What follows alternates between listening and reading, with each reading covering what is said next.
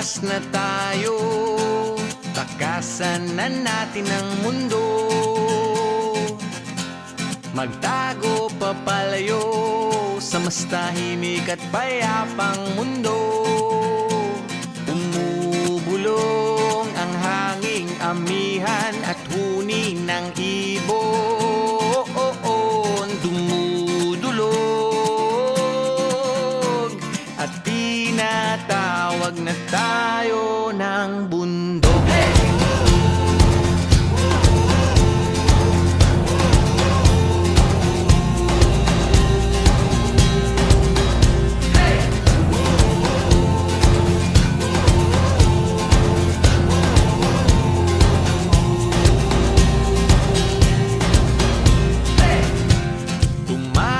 Na tayo, palayo sa maraming tao.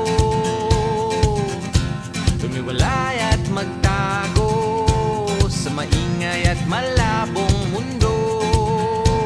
Bumubulong ang hanging habagat at hampas ng alon. Dumudulog